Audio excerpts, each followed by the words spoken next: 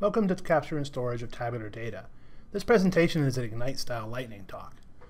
That means 15 seconds per slide, 20 slides of total content, and a total 5-minute running time. So if you're ready, let's start the clock. We're going to discuss a way to manage tabular data in Alfresco. We're going to use Ephesoft scanning solution as a source of our data, and our use case will be a scanned invoice. But really, this could apply to many different types of tabular data. Before we move on, let's talk a little bit about Bluefish. We're an Alfresco Platinum Partner. We've been in the ECM space for 15 years. We document management, web content, scanning and indexing solutions and systems. And our motto is we believe companies deserve to have it done right the first time. So what is tabular data? Basically, it's a set of related data fields, and typically they're grouped into columns and rows. And there's many examples out there, but today we're going to use an itemized invoice as our example. And I've provided a sample invoice on the right that we'll use as our source data. Now our challenge is to take this data and get it into Alfresco. Now you can see the top fields are pretty straightforward, one-to-one mappings between properties in Alfresco. But the bottom fields are more complicated because all the data is related, and we need to keep that relation when we move it to Alfresco. So here's our challenge. We want to make it look like this in Alfresco. You can see the invoice itself has been imported, and all the simple fields have been mapped to properties in Alfresco. But in addition to that, we've actually included all the tabular data in an easily viewed format. Before we move on, let's take a quick tour of Ephesoft. Ephesoft features Smart Capture and provides ways to automatically classify and separate documents based on content. Data can be extracted using OCR, and this can be fully automated or it can be reviewed and validated by human users when needed.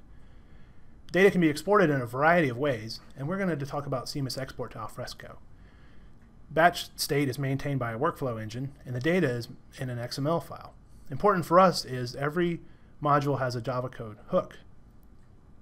You can see here we have an invoice on the right, and the data has been extracted from the OCR layer and mapped to the simple fields in Ephesoft. If needed, this data can then be validated by human users. On this next page, we've actually have a table data extraction. So the tabular data has been extracted and added to Ephesoft as well. And again, this can be fully automated or a human user can validate the data as needed.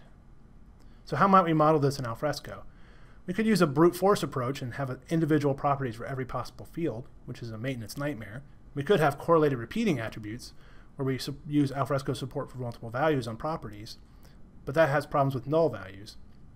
Hierarchical data could be used with parent-child relationships, or what we chose to do is to use custom data structure in JSON and then use a JQ grid and jQuery for actually displaying the data in Alfresco Share. The pros of this are we're extending existing data types and reducing server-side customizations. We're getting all the goodness of Alfresco lifecycle and node operations. A couple of cons are that search can be more difficult with this type of table, and you may be limited on the DB field size in the database. So here we have an example of what this data would look like. This is a typical dtext Alfresco property, and we have 2 rows of data from the table structured and stored in this dtext field. So it's easy, right? We just need to scan a document, import the document to Ephesoft, classify it, extract the fields, validate the data, convert the table to JSON using a script export Java hook, export by CMS to Alfresco with map properties, convert the raw JSON to a table for viewing, and have a controller to actually persist the data. But it's not as bad as it sounds. Ephesoft already provides most of what we need. We just need to extend the script export Java hook. The JSON string is mapped to a hidden simple field in Ephesoft, which is in turn mapped to an Alfresco property. In Alfresco, the JSON string is persisted in a regular old dtext property. We just need a custom controller for reading and writing the JSON, and a view that allows users to read and edit the table data. JQ grid and jQuery make this pretty easy. So here's an example of the table architecture in Alfresco. We have some JavaScript includes in the form pages, a custom FTL control with a schema definition, and then our controller is the tabgrid.js, backed by JQ grid and jQuery. And here's what it looks like in Alfresco. On the top, you can see just standard old FTL controls for the simple data fields. Those are typical. But at the bottom, even though it's a dtext property, we have a custom control that actually displays the data as a table. So in conclusion, let's wrap this up. The custom solution allows for exporting tables from Ephesoft to Alfresco, and it's a generic way to manage tabular data in Alfresco. Tables can be viewed and also edited by users, and we're using standard extensions in both Ephesoft and Alfresco. Integration hooks in Ephesoft and Alfresco make this customization pretty straightforward. We're extending functionality and using existing libraries instead of starting from scratch. Ephesoft and Alfresco, paired together, provide a robust solution for managing document scans.